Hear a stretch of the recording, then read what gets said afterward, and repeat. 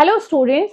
तो हम कर रहे हैं एमसीक्यू प्रैक्टिसेस और ये जो एमसीक्यूज हैं ये प्रीवियस ईयर क्वेश्चन पेपर में आए हुए हैं। मैं बात कर रही हूँ जीपैट एग्जाम की। तो कोई भी बच्चा ये ना समझे कि वो किसी और एग्जाम की तैयारी कर रहा है तो ये आपके क्वेश्चंस उसके लिए यूजफुल नहीं है, क्योंकि आप जानते हैं कि जीपैट जो है नेशनल लेवल का एग्जाम है। तो अगर उसमें ये क्वेश्चंस पूछे जा रहे हैं तो कहीं ना कहीं आपके जो भी आप एग्जाम के लिए अपेयर हो रहे हैं, चाहे वो गवर्नमेंट फार्मासिस्ट का हो, चाहे आपका ड्रग इंस्पेक्टर का हो, कोई भी अगर वैकेंसी के लिए आप तैयारी कर रहे हैं तो वहां पे आपके ये काम आएगा। ठीक है, तो ये कॉमन रहेगा। लेकिन यहाँ पे जो हम क्वेश्चंस प्रैक्टिस कर रहे हैं वो जीपेट में आए हुए क्वेश्चन है। ठीक है, तो इसके पहले सेट में हमने 10 क्वेश्चंस किए थे। हालांकि कहने के लिए वो 10 क्वेश्चंस थे, लेकिन उनके अंदर के जब हमने कॉन्सेप्ट को समझा था विद एक्सप्लेनेशन, तो उससे हमें बहुत सारे ऐसे क्वेश्चंस हमारे बन गए थे जिनको मैंने आपको बताया था कि इस तरीके से भी क्वेश्चन पूछा जा सकता है ना। तो आज हम क्या कर रहे हैं, सेट 2 डिस्कस कर रहे हैं। इसमें भी वही क्वेश्चन हम डिस्कस करेंगे जो आपके एग्जामिनेशन में पूछे गए हैं। ठीक है, तो स्टार्ट करते हैं। तो टॉपिक है ऑटोनॉमिक नर्वस सिस्टम। तो इसी तरीके से हम हर टॉपिक पे आपके क्या करेंगे, एमसीक्यूज को प्रैक्टिस करेंगे जो आए हुए क्वेश्चंस हैं। ठीक है, तो चलिए स्टार्ट कर रहे हैं। तो सबसे पहला क्वेश्चन है,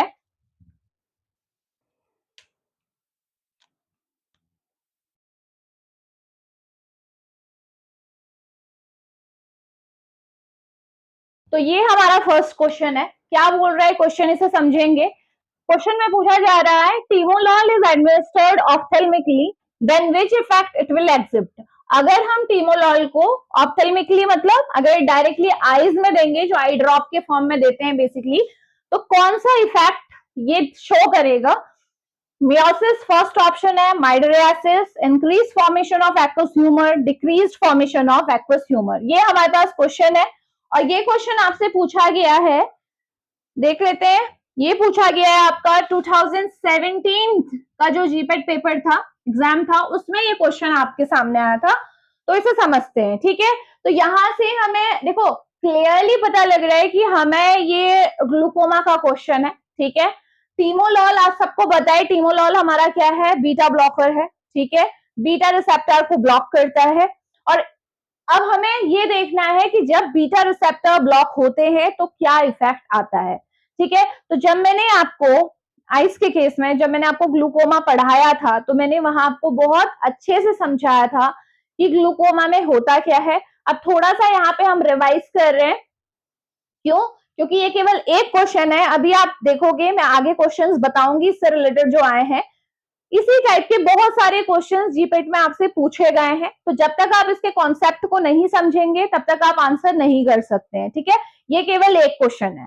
तो देखो ग्लूकोमा क्या होता है, जब हमारा क्या होता है, इंट्रा ऑकुलर प्रेशर बढ़ जाता है। ठीक है, किस वजह से बढ़ता है, सबको पता है कि हमारे आईज में, मैंने पूरा स्ट्रक्चर आपको बताया है, आईज में जो हमारा एंटीरियर चैम्बर है, पोस्टीरियर चैम्बर है, वहां पे हमारा क्या होता है, एक्वस ह्यूमर होता है। ठीक है, ये एक्वस ह्यूमर बहुत इंपॉर्टेंट है। ये हमारे आइरिस को, हमारे लेंस को न्यूट्रिशन प्रोवाइड करता है। ठीक है, एक आपका लुब्रिकेशन प्रोवाइड करता है। सब ये चीजें हमने पढ़ी हुई हैं सारी। ठीक है, तो होता क्या है, ये एक्वस ह्यूमर बन रहा है। अब बनेगा कहां से, मैंने आपको बताया है कि जितने भी हमारे बॉडी के फ्लूइड हैं वो कहां से बनते हैं भाई, हमारे ब्लड से ही बनते हैं। कोई वाटर बाहर से एक्स्ट्रा ये लिक्विड कहीं से आ नहीं रहा है, हमारी बॉडी ही बना रही है। तो बॉडी में कौन बनाता है, हमारा ब्लड। ठीक है, ऑर्गन्स में ब्लड का फ्लो होता है और उसी ब्लड से हमारा एक्वस ह्यूमर बनता है, उसी ब्लड से हमारा सेरेब्रोस्पाइनल फ्लूइड बनता है। लाइकवाइज हर जगह जो भी फ्लूइड है वो ब्लड ही बना रहा है। ठीक है, तो इसका मतलब हमें समझ में आता है कि हमारे आईज में अगर एक्वस ह्यूमर बन रहा है तो किससे बन रहा होगा, हमारे ब्लड से बन रहा होगा। तो अब आप खुद सोचेंगे कि क्या क्या चीजें हम कर सकते हैं। तो फटाफट से एक बार एक रफली हम ड्रॉ कर लेते हैं, है ना, समझने के लिए। और ये एक रिवीजन है आपका बेटे, तो इसे ध्यान से करेंगे। ठीक है, तो आपको पता है कि जो हमारी आईज होती है, ठीक है, उसमें इस तरीके से क्या होती है, ये सीलियरी बॉडी प्रेजेंट होती है ना, सीलियरी एपिथीलिया जहां पे होता है आपका। और यही जो एपिथीलिया है ये क्या करता है आपका, इस एपिथीलिया से ही यहाँ पे जो ये सीलियरी एपिथीलिया है, यानी कि इसे बोलते हैं हम सीलियरी बॉडी। और सीलियरी बॉडी ही क्या बनाती है हमारी, यहीं से हमारा एक्वस ह्यूमर बनता है। ठीक है, यहाँ पर से ही यही हमारा एक्वस ह्यूमर बनाएगी इस तरीके से। अब आपको पता है कि यहाँ पे ये मैं क्यों बता रही हूँ अभी आपको समझे आएगा, क्योंकि इसके बहुत सारे क्वेश्चंस आए हुए हैं इस कॉन्सेप्ट के ऊपर। ये इस तरीके से हमारा यहाँ पे क्या होता है, आइरिस होता है, आइरिस के बीच में आपका क्या है, ये हमारा प्यूपिल है, ठीक है, और बैक साइड में इस तरीके से हमारा क्या है, लेंस होता है आपका, प्यूपिल के जस्ट पीछे आपका क्या है, इस तरीके से हमारा लेंस है, ठीक। तो क्या होता है, ये जो सीलियरी एपिथेलियम है ये एक्वस ह्यूमर को बनाता है। एक्वस ह्यूमर पहले आपका क्या करता है, ये पोस्टीरियर चैम्बर में आता है और फिर यहां से कहाँ चला जाता है, हमारे एंटीरियर चैम्बर में चला जाता है, यही तो पढ़ा है, ठीक है। और आपको पता होना चाहिए कि यहाँ पे हमारा एंटीरियर चैम्बर के बाहर से एक और लेयर आप बना देंगे, इस तरीके में बना रही हूँ, आप उसे कर लेंगे, ठीक है। इस तरीके से यहाँ पे क्या होता है, हमारा ट्रेबिकुलर मैशवर्क होता है, जो मैंने आपको बताया था, ठीक है, ये ट्रेबिकुलर मैशवर्क है। तो होता क्या है, ये जो एक्वस ह्यूमर बन रहा है, तो एक्वस ह्यूमर अपना काम करेगा, ये जो हमारे आइरिस है इनको न्यूट्रिशन देगा, लेंस सब चीज जो भी करना है वो यहाँ पे करेगा। और फिर क्या होता है आपका, ये एक पाथवे है ट्रेबिकुलर मैशवर्क, इसके थ्रू ये क्या होता है आपका, बाहर निकल जाता है। बाहर निकलने का मतलब होता है कि ब्लड में वापस चला जाना, ट्रेबिकुलर मैशवर्क के थ्रू जाता है, 90% इसी के थ्रू जाता है, मैंने बताया था आपको। और रिमेनिंग जो होता है आपका, एक और आपका पाथवे होता है, ये एक्वस ह्यूमर जब सीलियरी बॉडी में बनता है, इस तरीके से सीलियरी बॉडी एक्वस ह्यूमर बना रही है, तो यहां से ये बैकफ्लो होके ये क्या करता है हमारा, यहाँ पे हमारी क्या होती है, एपिस्क्लेरल वेसल्स होती हैं, इनके थ्रू ये आसानी से कहाँ चला जाता है, हमारे ब्लड सर्कुलेशन में चला जाता है। ये हमारी ब्लड वेसल्स है जो आईज में आपकी सप्लाई हो रही है। तो इस तरीके से ये एक्वस ह्यूमर जो था ये क्या करेगा, ये दूसरा पाथवे भी फॉलो करता है। यहाँ पे इसकी ब्लड वेसल्स होती हैं, एपिस्क्लेरल ब्लड वेसल्स बोलते हैं, और उसके थ्रू ये सर्कुलेशन में चला जाता है। तो दो पाथवे यहाँ पे हमें नजर आ रहे हैं, एक तो ट्रेबिकुलर मैशवर्क के थ्रू भी ऐसे ही जाएगा हालांकि, ठीक है। तो क्या होगा, देखो हमें ये समझ में आ रहा है, ये कौन सा पाथवे है, एपिस्क्लेरल पाथवे, ठीक है। तो 10% इसके थ्रू जाता है और 90% इसके थ्रू जाता है। इसका मतलब देखो, अगर एक्वस ह्यूमर बन रहा है, एक तो है बन कैसे रहा है, और दूसरा यह है कि अगर मान लो बनता ही रहेगा और उसका कहीं से निकलने का रास्ता नहीं होगा, तो क्या होगा, प्रेशर बहुत ज्यादा क्रिएट हो जाएगा, नहीं होगा। तो ये दोनों चीजें होती हैं साथ में। बनाता कौन है, सीलियरी बॉडी बनाती है, बनाने का समझ में आया। और बनेगा कैसे, सीलियरी बॉडी कहीं हवा में तो बना नहीं रही होंगी, ये ब्लड से ही कंपोनेंट लेती हैं। तो यहीं पे और ब्लड वेसल्स भी होंगी, मैं इसी में दिखा दे रही हूँ। यही ब्लड वेसल्स जो होंगी आपकी, ये जो ब्लड वेसल्स आपको दिखाई दे रही है यहाँ पे, वही ब्लड वेसल्स से क्या बनेगा आपका, एक्वस ह्यूमर बनेगा। पहली बात तो बनेगा कैसे, ब्लड के थ्रू बनेगा, सिंपल सी बात। और बाहर के आपका यहाँ से निकलेगा कैसे, दो रास्ते हैं, 90% ट्रेबिकुलर मैशवर्क के थ्रू निकलता है और 10% एपिस्क्लेरल पाथवे के थ्रू निकलता है, ठीक हो गया। निकलेगा कहाँ, ब्लड में जाएगा। अब इस चीज को समझो। अब देखो, अब मान लो किसी को ग्लूकोमा है, तो ग्लूकोमा में क्या होता है, इंट्राऑकुलर प्रेशर बढ़ गया, यानी कि ये जो एक्वस ह्यूमर है इसका बाहर जाने का रास्ता नहीं मिल रहा है, ऐसे इसको ब्लड में जाने का रास्ता नहीं मिल रहा है। बन तो रहा है ये, लेकिन निकलना भी तो चाहिए, है ना, आउटफ्लो भी तो होना चाहिए। तो कारण क्या होता है ग्लूकोमा का, बहुत से ज्यादातर केसेस में क्या होता है, ये ट्राबिकुलर जो मैशवर्क है ये डैमेज हो जाता है, ठीक है, क्योंकि 90% जो एक्वस आउटफ्लो हो रहा है वो इसी की वजह से हो रहा है। तो ये डैमेज हो जाएगा तो क्या होगा भाई, ये जो एक्वस ह्यूमर बन रहा है ये आइज में ही रह जाएगा, ठीक है, और ये प्रेशर क्रिएट करेगा, और प्रेशर क्रिएट करेगा तो उस प्रेशर की वजह से क्या होगा आपका, आपकी नर्व्स डैमेज हो सकती हैं, है ना, जिसकी वजह से आपका ये ग्लूकोमा, आपको बोल रहे हैं कि ग्लूकोमा हो गया। देखो अब आपके पास क्वेश्चंस किस तरीके से पूछे जा सकते हैं, इस चीज को समझो, क्योंकि ऑप्शन को समझने के लिए यही सब चीज का समझना जरूरी है। तो आपको ध्यान में रखना है कि ब्लड वेसल में कौन से रिसेप्टर होते हैं। देखो अब आ जाओ तुम क्वेश्चंस पे, ठीक है, किस किस तरह के क्वेश्चन पूछे गए हैं और कैसे कैसे पूछे जा सकते हैं। ये ब्लड वेसल है, ब्लड वेसल में हमारा कौन सा रिसेप्टर प्रेजेंट होता है आपका, ध्यान में रखेंगे कि ब्लड वेसल में हमारे पास कौन सा है आपका, बीटा रिसेप्टर है, ठीक है। बीटा रिसेप्टर कहाँ है, हमारी ब्लड वेसल्स में है, ठीक है, कौन सा, बीटा 2, ठीक है। कहाँ है ये हमारी ब्लड वेसल में है। नेक्स्ट हमारे पास देखो और क्या क्या है।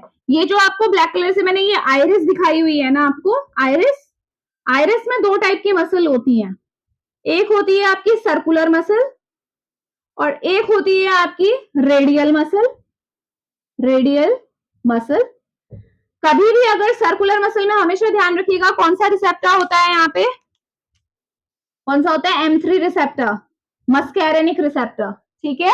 और जो रेडियल मसल होती है इसमें कौन सा होता है भाई, अल्फा 1 रिसेप्टर, एड्रेनलिन का रिसेप्टर है, ठीक है। बहुत इंपॉर्टेंट चीज अभी हम समझ रहे हैं क्योंकि देखोगे अभी कितना काम आने वाला है ये। तो हमेशा ध्यान रखोगे सर्कुलर मसल जब भी एक्टिवेट होती है, या आप कह सकते हो कि जब भी M3 रिसेप्टर एक्टिवेट होता है तो क्या होता है आपका, क्या होता है, कॉन्ट्रैक्शन। देखो सर्कुलर मसल जब भी कॉन्ट्रैक्ट होगी तो क्या होगा आपका, मेयोसिस होगी, मेयोसिस। मेयोसिस मतलब क्या होता है, ये जो प्यूपिल दिख रहा है ना आपको आइरिस के बीचों बीच होता है ये, जब भी ये आइरिस की सर्कुलर मसल, ये जो आइरिस में प्रेजेंट सर्कुलर मसल जब भी कॉन्ट्रैक्ट होती है तो ये प्यूपिल का साइज छोटा हो जाता है, तो यही मेयोसिस है। मेयोसिस मतलब प्यूपिल का साइज छोटा हो जाना, और छोटा होने से क्या होता है आपका, क्या होता है, नियर विजन आपका क्लियर होता है, पास की चीजें आपको ज्यादा अच्छे से दिखाई देती हैं। समझ में आ गया, कम से कम लाइट आपकी आंखों में एंटर करेगी प्यूपिल के थ्रू और आपको पास की चीज ज्यादा बेहतर दिखाई देगी, ये मेयोसिस का कॉन्सेप्ट है। और याद रखिए जब भी रेडियल मसल कॉन्ट्रैक्ट होगी, और कब कॉन्ट्रैक्ट होगी, जब अल्फा 1 रिसेप्टर एक्टिवेट होगा। अल्फा 1 किसका रिसेप्टर है, नॉर एड्रेनलिन, एड्रेनलिन का। जब भी ये एक्टिवेट होगा, यानी कि जब भी ये मसल रेडियल मसल कॉन्ट्रैक्ट होगी तो क्या होगा, याद रखिएगा, माइड्रियासिस होगी। क्या होगी, माइड्रियासिस। यानी कि ये जो प्यूपिल आपको दिखाई दे रहा है ये क्या हो जाएगा, डायलेट हो जाएगी, और ज्यादा से ज्यादा डायलेट होने की मतलब बड़ा हो जाएगी साइज में, ज्यादा से ज्यादा लाइट आपकी आईज में प्यूपिल के थ्रू एंटर करेगी और दूर की चीजें आपको क्लियर दिखाई देंगी। तो ये एक तरह से आपका क्या कर रहा है, अकोमोडेशन कर रहा है। आपका जो अकोमोडेशन होता है ना कि आपको नियर और फार विजन के लिए जो आइज करती है, वही ये कॉन्सेप्ट है। तो हमेशा ध्यान रखेंगे अल्फा 1 जब भी एक्टिवेट होगा तो माइड्रियासिस होती है। सर्कुलर मसल में क्योंकि M3 है तो M3 जब भी एक्टिवेट होगा, जब भी कॉन्ट्रैक्शन होगा तो होगी मेयोसिस। दोनों में ही कॉन्ट्रैक्शन हो रहा है, एक में सर्कुलर मसल का कॉन्ट्रैक्शन हो रहा है, एक में रेडियल मसल का हो रहा है। पहला तो ये कॉन्सेप्ट दिमाग में रखो, मेयोसिस और माइड्रियासिस का कॉन्सेप्ट समझ में आ गया है, ठीक हो गया। तो मायोसिस और माइड्रियासिस तो समझ में आ गया। नेक्स्ट एक और चीज को देख लो कि जो हमारी ये सिलियरी बॉडी है ना, जो ये सिलियरी एपिथेलिया यहाँ पे सेल्स होंगी जिनसे आपका एक्वस ह्यूमर बन रहा है बेसिकली, तो ये जो सिलियरी आपकी बॉडी होती है यहाँ पे भी एक मसल होती है।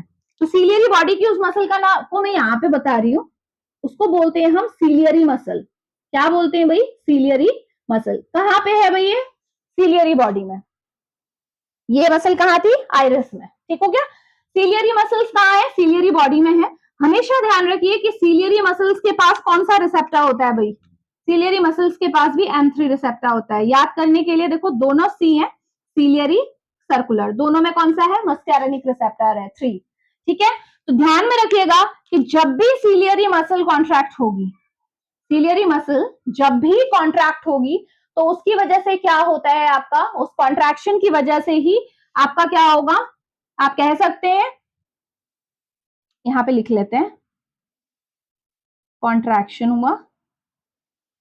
इस कॉन्ट्रैक्शन की वजह से क्या होता है, लेंस का शेप चेंज होता है, ठीक है। जो हमारे लेंस है, लेंस के शेप में क्या आ जाएगा, चेंज आएगा, चेंज इन लेंस शेप।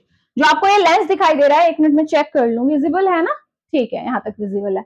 तो क्या होगा, ये जो लेंस, क्योंकि आपको दिख रहा है ना, जो ये लेंस है लिगामेंट के थ्रू सिलियरी बॉडी से अटैच्ड है और सिलियरी बॉडी में ही ये मसल्स है। तो जब भी ये मसल्स कॉन्ट्रैक्ट होंगी, यानी कि M3 रिसेप्टर जब भी एक्टिवेट होगा तो क्या होगा, लेंस का शेप चेंज होने वाला है। क्या होता है समझो, लेंस किस तरीके का हो जाता है आपका, कॉन्वेक्स टाइप हो जाता है, कॉन्वेक्स, ठीक है। कॉन्वेक्स होना मतलब समझते हो ना, इस तरीके से आगे बनेगा, ये कॉन्वेक्स है, और अगर ये क्या है, इस तरीके का है तो ये क्या है, कॉन्केव है। तो जब ये लेंस कॉन्वेक्स हो जाएगा, यानी कि इस तरीके का शेप ले लेगा, ठीक है, तो उसकी वजह से क्या होता है आपका, ये भी आपका क्या करता है, नियर विजन को आपका इंप्रूव करता है, ठीक है। जब कॉन्वेक्स हो जाता है शेप तो क्या होता है, पास की चीजें ज्यादा बेहतर दिखाई देती हैं। और जब लेंस कॉन्केव होता है, जब ये आपकी सिलियरी मसल आपकी रिलैक्स रहेंगी तो कॉन्केव रहेगा, फ्लैट टाइप रहेगा, तो उस केस में आपको फार विजन क्लियर दिखाई देगा। तो दोनों के केस में दोनों ही क्या कर रहे हैं, आपका क्या कर रही है, जो आपका अकोमोडेशन है वो तो कर ही रही है विजन का, लेकिन साथ ही साथ ध्यान रखिएगा कि जो सिलियरी है वो क्या करती है, जो लेंस को क्या करती है, आपकी कॉन्वेक्स कर देती है। अगर ये ऐसे फ्लैट है, ठीक है, फ्लैट है, तो इसे इस तरीके से क्या कर देगी, कॉन्वेक्स कर देगी। ठीक हो गया, अभी इस कॉन्सेप्ट का भी यूज होगा। तो ये सारा कॉन्सेप्ट समझ में आ गया, ठीक है, कौन से रिसेप्टर कहाँ है, क्या होगा। अब देखो, आ जाओ, अब आओ क्वेश्चन पे, ठीक है। अब क्वेश्चन पे आते हैं, सारे क्वेश्चंस देख लेंगे इस कॉन्सेप्ट से रिलेटेड, क्या क्या क्वेश्चन पूछे गए हैं, क्या पूछे जा सकते हैं, ठीक है। तो इसे हटाते हैं, चलिए। तो सबसे पहली बात, मैंने आपको क्या बताया कि जो एक्वस ह्यूमर है वो बनता कैसे है, ब्लड से बनता है, ब्लड से ही कंपोनेंट आते हैं।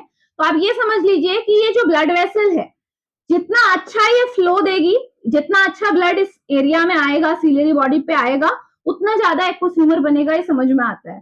तो क्या है कि अगर मुझे मान लीजिए, मुझे पता है कि ग्लूकोमा के केस में क्या है, अंदर प्रेशर बहुत ज्यादा है, तो मेरे पास दो ऑप्शन है। पहला ऑप्शन कि मैं एक्वस ह्यूमर को कम बनने दूं, ठीक है, और दूसरा ऑप्शन जो बन रहा है उसका आउटफ्लो का तैयारी करूं कि जिससे आउटफ्लो अच्छा हो जाए। दो तरीके तो है ना, या तो उसे बनने से रोकिए, या फिर अगर बनने से नहीं रोक रहे हैं तो उसके आउटफ्लो को बढ़ाइए। तो देखो, बनने से कैसे रोकोगे, ये जो ब्लड वेसल है इसमें क्या है, बीटा 2 रिसेप्टर है, ठीक है। अगर आपका क्या है, ये ब्लड वेसल कॉन्स्ट्रिक्ट हो जाए, ब्लड वेसल कॉन्स्ट्रिक्ट हो जाए, तो ब्लड फ्लो क्या हो जाएगा, कम हो जाएगा, और ब्लड फ्लो कम हो जाएगा तो एक्वस ह्यूमर प्रोडक्शन क्या हो जाएगा, कम हो जाएगा। समझ में आता है इतना। तो यहाँ पे देखो, जो हमारी बीटा ब्लॉकर है, ये टीमोलॉल, टीमोलॉल क्या करेगी, ये वो टीमोलॉल है, ये टीमोलॉल बीटा 2 रिसेप्टर से बाइंड होगी, और बाइंड होने के बाद ये क्या करेगी, ब्लड वेसल्स को कॉन्स्ट्रिक्ट कर देगी, क्योंकि आपको पता है बीटा 2 जब भी एक्टिवेट होता है तो डायलेशन होता है, जब भी आपका एड्रेनलिन इससे बाइंड होता है तो क्या होता है, आपका ब्लड वेसल्स डायलेट होती हैं। लेकिन आपने इसका ब्लॉकर दिया है, टीमोलॉल क्या है, आपका बीटा ब्लॉकर है। तो ये क्या करेगा, बीटा 2 रिसेप्टर पे बाइंड होके इस रिसेप्टर को ब्लॉक कर देगा, तो वेसल डायलेशन ना होके क्या होगा, वेसल्स क्या हो जाएंगी, आपकी कॉन्स्ट्रिक्ट होंगी, और कॉन्स्ट्रिक्ट होने की वजह से ब्लड का फ्लो यहाँ पे क्या हो जाएगा, कम हो जाएगा। तो जो एक्वस ह्यूमर प्रोडक्शन है वो क्या हो जाएगा, कम हो जाएगा। तो ऑप्शन में आइए, क्या बीटा ब्लॉकर मेयोसिस करते हैं, नहीं करते हैं। आपको पता है मायोसिस किसकी वजह से होती है, केवल M3 रिसेप्टर की वजह से होती है, बीटा रिसेप्टर की वजह से नहीं होती है। बीटा रिसेप्टर तो इवन यहाँ पे कहीं है ही नहीं, बीटा रिसेप्टर केवल ब्लड वेसल में है। दूसरा, माइड्रियासिस, कोई चांस नहीं है, माइड्रियासिस के लिए अल्फा 1 रिस्पॉन्सिबल है, क्योंकि अल्फा 1 होते हैं रेडियल मसल में। Increase formation of aqueous humour, क्या बीटा ब्लॉक करने के बाद एक्वस ह्यूमर बनना बढ़ा था, नहीं, क्योंकि बीटा ब्लॉकर ने तो इसे ब्लॉक करा था, जिसकी वजह से वैसो कॉन्स्ट्रिक्शन होने की वजह से ब्लड का फ्लो कम हुआ था और एक्वस ह्यूमर प्रोडक्शन क्या हुआ था, कम हुआ था। तो राइट ऑप्शन क्या है आपका, option number D, decrease formation of aqueous humour. जो एक्वस ह्यूमर है उसका फॉर्मेशन क्या हुआ, कम हो गया। अब देखो, ये तो एक क्वेश्चन था, तो आपको पहले तो देखो क्लासिफिकेशन आना चाहिए, आपको पता होना चाहिए टीमोलॉल किस कैटेगरी की ड्रग है, बीटा ब्लॉकर्स की बात हो रही है, तो आपको सीधे अगर ये कॉन्सेप्ट आपके दिमाग में है तो आप आंसर कर देंगे। इसके बाद देखो और क्या पूछा जा सकता है, एक क्वेश्चन मेरे पास है, मैं वो आपको बता देती हूँ कि कौन कौन से क्वेश्चन आपके पास आ सकते हैं, ठीक है। देखो, एक क्वेश्चन क्या आया है, which of the following drug increases the aqueous humour outflow in the treatment of glaucoma, यानी कि कौन सी ऐसी ड्रग है पूछा है जो कि एक्वस ह्यूमर की फॉर्मेशन को बढ़ाती है, ठीक है। घटाती कौन है, तो समझ में आ गया, बीटा ब्लॉकर। और एक्वस ह्यूमर के फॉर्मेशन को बेसिकली आपका क्या करने वाली, बढ़ाने वाली, या नहीं, फॉर्मेशन को कम करने वाली ड्रग कौन सी है, ठीक है। अब ये तो समझ में आ गया, ये भी वही करती है, ये भी वही कर रही है, ठीक है। 1 मिनट, ये थोड़ा कंफ्यूजिंग हो गया। तो देखिए, नेक्स्ट क्वेश्चन हमारे पास है, नेक्स्ट क्वेश्चन पे हम जा रहे हैं, विच ऑफ द फॉलोइंग,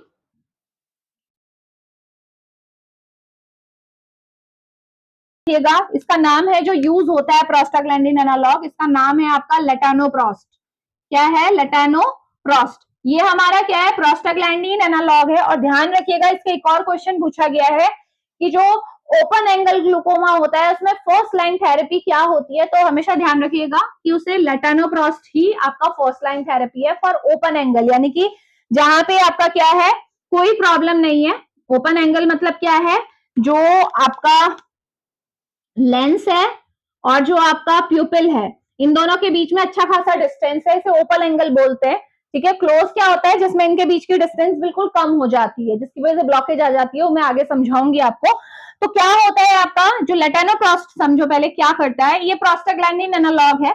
यहाँ पे मैंने आपको क्या बताया था कि 10% जो हमारा आउटफ्लो होता है वो किसके थ्रू होता है, इपिस्क्लेरल पाथवे, यह हमारी इपिस्क्लेरल वेन है जिसके थ्रू जाता है।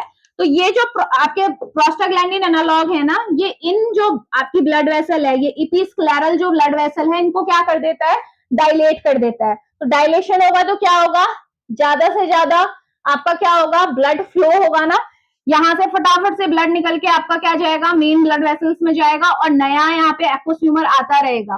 तो ये तरीका है लेटानोप्रोस्ट का। लेटानोप्रोस्ट क्या करता है, जो इपिस्क्लेरल पाथवे है ऑफ आउटफ्लो, उसको क्या कर देता है आपका, इंक्रीज कर देता है, ज्यादा से ज्यादा आपका एक्वस इस पाथवे से बाहर निकलता रहता है। क्यों, क्योंकि इन्होंने क्या किया, इन ब्लड वेसल्स को, इपिस्क्लेरल जो वेन है, इनको डायलेट कर दिया, तो आसानी से आपका एक्वस निकल रहा है। तो ये लेटानोप्रोस्ट है। तो लेटानोप्रोस्ट से रिलेटेड इनने क्या बोला कि टॉपिकल जो प्रोस्टाग्लैंडिन एनालॉग है, लेटानोप्रोस्ट की बात हो रही है, ये क्या करता है, एक्वस आउटफ्लो को बढ़ाता है। तो ये क्या है, बिल्कुल सही बात है, एक्वस आउटफ्लो को बढ़ा रहा है ये बाय इपिस्क्लेरल पाथवे। समझ में आ गया, तो ये भी आपको ध्यान में रखना है। और अभी इससे रिलेटेड मैंने क्या बताया आपको, ये क्या है, ओपन एंगल ग्लूकोमा में फर्स्ट चॉइस है। ठीक है, फर्स्ट चॉइस ड्रग है, ये आपकी फर्स्ट लाइन थेरेपी है। तो कैसे काम किया ये समझ में आ गया, यानी कि फर्स्ट ऑप्शन बिल्कुल सही है। Topical miotic increase aqueous outflow. Miotic, miosis किन से होती है, मैंने बताया आपको, जब सर्कुलर आइरिस में जो सर्कुलर मसल हैं, जब वो कॉन्ट्रैक्ट करती हैं तो मायोसिस होती है।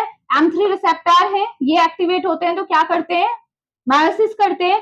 और मायोसिस से हमेशा ध्यान रखना, जब भी प्यूपिल अपना साइज कम करती है, मायोसिस होती है, तो हमारा क्या होता है, एक्वस का आउटफ्लो बढ़ता है, एक्वस आउटफ्लो आपका इंक्रीज होता है। ये पॉइंट वहां पे नहीं दिया था, खुद ही सोचो, अगर प्यूपिल साइज में छोटा होगा और छोटी होगी तो उसे स्पेस मिल जाएगा ना एक्वस ह्यूमर को बाहर निकलने का। तो ये ध्यान रखना कि जो ये आपकी सर्कुलर मसल है, बेसिकली जब भी इनमें कॉन्ट्रैक्शन होगा तो क्या होगा, एक्वस आउटफ्लो बढ़ेगा। ठीक है, मायोसिस के केस में एक्वस आउटफ्लो बढ़ता है।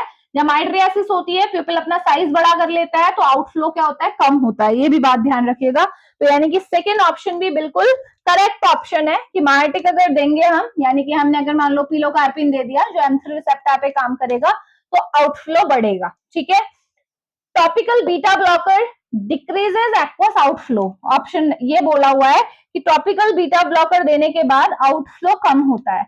अब आप देखो, आउटफ्लो के दो रास्ते थे, ट्रैबकुलम एस्ट्रोक के थ्रू जा रहा था, यानी कि इस तरीके से, या फिर इपिस्क्लेरल ब्लड वेसल के थ्रू जा रहा था। कहीं पे भी आपको बीटा रिसेप्टर का इन्वॉल्वमेंट दिखाई दिया थ्रू आउट, इन मसल्स में कहीं बीटा रिसेप्टर है, सीलियरी मसल्स में है, नहीं है ना। तो इसका मतलब जो बीटा ब्लॉकर है, मैंने अभी आपको थोड़ी देर पहले फर्स्ट क्वेश्चन में बताया था कि बीटा ब्लॉकर कहाँ काम करते हैं, हमारी ब्लड वेसल्स में, जो मेन ब्लड वेसल्स है उन पे काम करते हैं। उनको क्या करते हैं, आपके कॉन्स्ट्रक्ट कर देते हैं ताकि एक्वस प्रोडक्शन ना हो। तो इसका मैकेनिज्म क्या था कि ये एक्वस ह्यूमर फॉर्मेशन को कम कर देते हैं। और ये यहाँ पे आउटफ्लो की बात कर रहे हैं, आउटफ्लो से बीटा ब्लॉकर का कोई लेना देना नहीं है। एक बार एक्वस ह्यूमर बन गया तो उसके बाद बीटा ब्लॉकर का कोई रोल नहीं है। तो इसका मतलब ये आपका रॉन्ग पेयर है। लास्ट को भी देख लेते हैं भाई कि अगर ये रॉन्ग निकल गया इसका मतलब ये करेक्ट है, लेकिन समझ लो, टॉपिकल कार्बोनिक एनहाइड्रेज इनहिबिटर। अब ये कहाँ आते हैं, जो एक्वस ह्यूमर है ना, एक्वस ह्यूमर की अपनी एक कंपोजिशन है, इसमें सोडियम होता है, इसमें वाटर होता है, ग्लूकोज होता है, एक और चीज होती है, वो क्या होती है आपकी बाइकार्ब, SCO3 नेगेटिव। ये हमारे एक्वस ह्यूमर में प्रेजेंट होता है। अब ये बनता कैसे है, ये बनता है H2CO3 से, कार्बोनिक एसिड से आपका SCO3 प्लस H पॉजिटिव बनता है, और यहाँ पे जो एंजाइम इन्वॉल्व होता है उसका नाम क्या है, कार्बोनिक एनहाइड्रेज। तो अगर किसी भी तरीके से हम ये कार्बोनिक एनहाइड्रेज को रोक दें तो क्या ये बाइकार्ब बनेगा, नहीं बनेगा। यानी कि एक्वस ह्यूमर का जो एक कंपोनेंट है वो आप बनने से रोक रहे हैं। तो सीधे सीधे बात आ गई कि जो टॉपिकल कार्बोनिक एनहाइड्रेज इनहिबिटर है, वो क्या हो रहा है आपका एक्वस ह्यूमर बनने से रोक रहे हैं, है ना, क्योंकि ये उसका कंपोनेंट है, इसको बनने से रोक रहे हैं। तो इनने क्या बोला है, इंक्रीज एक्वस ह्यूमर फॉर्मेशन, बिल्कुल सही बात है। डिक्रीज एक्वस ह्यूमर फॉर्मेशन यानी कि ये बिल्कुल सही है, एक्वस ह्यूमर बनने से रोका जा रहा है कार्बोनिक एनहाइड्रेज इनहिबिटर के थ्रू। तो समझ में आ गया। इन्हीं ऑप्शन से हमने बहुत सारी चीजें डिस्कस कर ली है। अलग अलग तरीके से आपसे क्वेश्चन पूछा जा सकता है, दिमाग में बिठा के रखो कि कौन एक्वस ह्यूमर बनने से रोक रहा है, कौन एक्वस ह्यूमर के आउटफ्लो को बढ़ा रहा है। ठीक है, किसी भी तरीके से क्वेश्चन आ सकता है। अभी मैंने एक बताया आपको कि ओपन एंगल ग्लूकोमा के केस में फर्स्ट लाइन ड्रग कौन सी है आपकी, लेटेनोप्रोस्ट, जो कि क्या है, प्रोस्टाग्लैंडिन एनालॉग है। और प्रोस्टाग्लैंडिन के बारे में सबको पता है, ये वैसोडाइलेशन ही करते हैं। तो यहाँ पे भी ये इपिस्क्लेरल वेन का डायलेशन कर देंगे और आउटफ्लो को बढ़ा देंगे। ठीक है, समझ में आ गया, ठीक हो गया। नेक्स्ट जो एक इंपॉर्टेंट बात हमें यहाँ पे पता होनी चाहिए, वो क्या है, क्लोज एंगल ग्लूकोमा के बारे में पूछा गया है ये क्वेश्चन भी, कि ये जो आपका, ये जीपेट में नहीं आया था, दूसरे किसी एग्जाम में आया था, बट समझ लो इसे भी।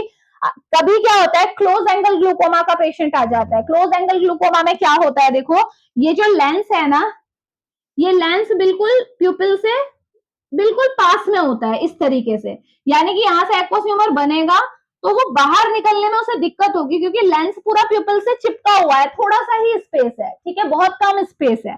उसे क्या बोलते हैं हम, क्लोज एंगल ग्लूकोमा का केस, यानी कि वहां पे जो एंगल है वो क्लोज हो गया है, लेंस और प्यूपिल के बीच का जो गैप है वो कम हो गया है। अब ऐसे केस में हमेशा ध्यान रखो कि कभी भी मस्कैरेनिक ड्रग नहीं दी जाती है। ये क्वेश्चन है, which of the following drug is contraindicated in close angle glaucoma, तो राइट क्या है आंसर, मस्कैरेनिक एगोनिस्ट, पिलोकार्पिन। आप कभी नहीं देंगे, क्यों, क्योंकि आपको पता है एक बार अगर सीलियरी मसल एक्टिवेट हो गई पिलोकार्पिन देने के बाद, तो लेंस किस शेप का हो जाता है, कॉन्वेक्स, पहले से चिपका हुआ है, और आपने क्या किया, मस्कैरेनिक एगोनिस्ट दे दिया, तो ये लेंस और भी ज्यादा कॉन्वेक्स हो जाएगा, और उसकी वजह से क्या होगा, ये भी ऐसा है ना, ये और भी ज्यादा ऐसा हो जाएगा, देखो कॉन्वेक्स, और उसकी वजह से क्या है, जो थोड़ी बहुत ब्लॉकेज अगर बची हुई भी थी वो पूरी तरह से ब्लॉक्ड हो जाएगा, और फिर ये आपका एक और क्या प्रॉब्लम क्रिएट कर सकता है, सिचुएशन को और भी वर्स कर सकता है। तो ये भी आप ध्यान में रखेंगे। तो ओपन और क्लोज एंगल भी समझ में आ गया। तो ये था ऑल अबाउट ग्लूकोमा और इससे रिलेटेड जो जो क्वेश्चन पूछे गए हैं और जो पूछे जा सकते हैं। चलिए नेक्स्ट आ जाते हैं, और क्या क्वेश्चन आया है भाई, ये हो गया आपका। अब बात करते हैं हम किसके बारे में, एक क्वेश्चन आपका आया हुआ है एग्जाम में, वो आया है आपका स्केलेटल मसल रिलैक्सेंट से रिलेटेड। ठीक है, स्केलेटल मसल रिलैक्सेंट जो होते हैं उनसे रिलेटेड एक क्वेश्चन आपका आया है, उसे हम देख लेते हैं।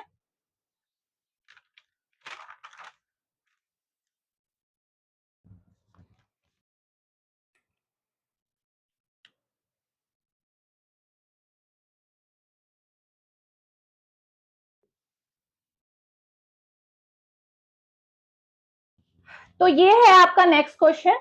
ठीक है, ये क्वेश्चन आया है आपका 2020 के ही क्वेश्चन पेपर में आया हुआ है। ठीक है, 2020 में जो आपका जीपेट का एग्जाम हुआ था उसमें क्वेश्चन पूछा गया है। क्वेश्चन है डी ट्यूबोकुरेरिन, ठीक है, डी ट्यूबोकुरेरिन, इसमें यहाँ पे आई नहीं आएगा, ठीक है, D tubocurarine produce skeletal muscle relaxation by inhibiting.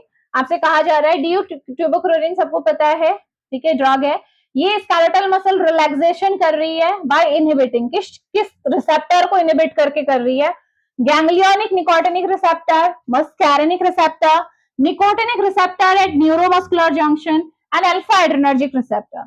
बहुत सिंपल सा क्वेश्चन है ना। अगर आपको लोकेशन इस रिसेप्टर की पता है, सारे जितने भी रिसेप्टर मैंने आपको ऑलरेडी पढ़ाए हुए हैं ऑटोनॉमिक नर्वस सिस्टम के लेक्चर्स में, तो अगर वो आपको पता है तो आप इजीली इसे आंसर कर सकते हैं, कोई प्रॉब्लम वाली बात नहीं है, आपको पता है। और यहीं पे एक और वो है आपका, देखो स्केलेटल मसल रिलैक्सेशन हो रहा है।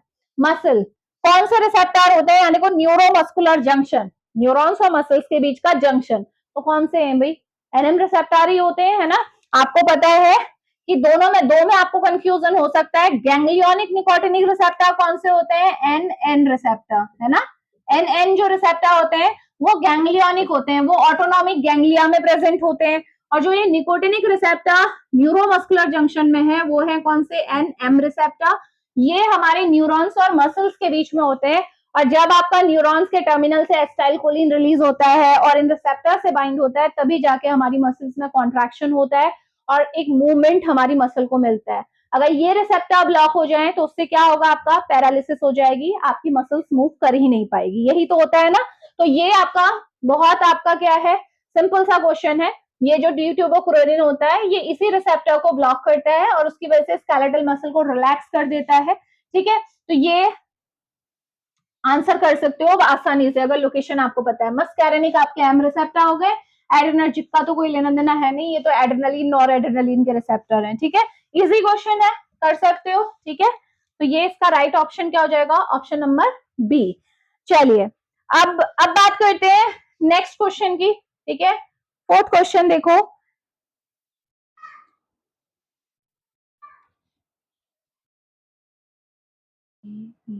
डी।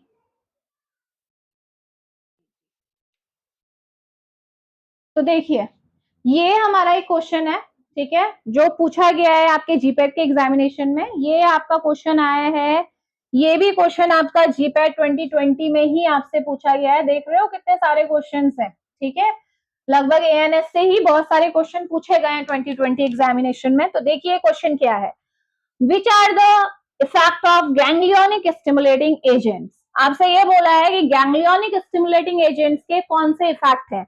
ऐसे क्वेश्चन आपसे बहुत टाइम पूछे जाते हैं जो आपको पूरा ही किसी टॉपिक के बारे में आपकी नॉलेज को असेस किया जाता है, जिसमें आपके पास बहुत सारे ऑप्शंस हैं। देखो ए टू एफ, ये इतने सारे ऑप्शंस हैं, इनमें से आपको करेक्ट आपको चुनने होते हैं। जैसे नीचे अलग से आपके ऑप्शंस दिए होंगे कि A C D is correct, B C E is correct. ठीक है, इस तरीके से 4 ऑप्शंस बनेंगे, तो आपको इनमें से छांटने हैं कि कौन से आपके कौन कौन से ऑप्शन आपके करेक्ट ऑप्शन है। अब इस टाइप के क्वेश्चंस को आंसर वही बच्चा कर सकता है जो गैंग्लियोनिक स्टिमुलेटिंग एजेंट के बारे में समझता है, उसके बारे में उसे नॉलेज है। ठीक है, तो इस क्वेश्चन के जरिए हम पूरा गैंग्लियोनिक स्टिमुलेटिंग एजेंट की एक बार समरी को समझ लेंगे। ठीक है, बहुत इंटरेस्टिंग है, इसे समझो कि कैसे काम करते हैं। गैंग्लियोनिक स्टिमुलेटिंग एजेंट आपको समझ में आने चाहिए। गैंग्लियोनिक मतलब गैंग्लिया की बात हो रही है। मैंने जब आपको नर्वस सिस्टम पढ़ाया था तो मैंने बताया था कि एक न्यूरॉन हमारे ब्रेन से निकल रहा है और फिर उसका एक जगह पे टर्मिनल है और फिर वहां से दूसरे न्यूरॉन्स आपके निकल रहे हैं जो कि ऑर्गन्स में जा रहे हैं, यही तो बताया था।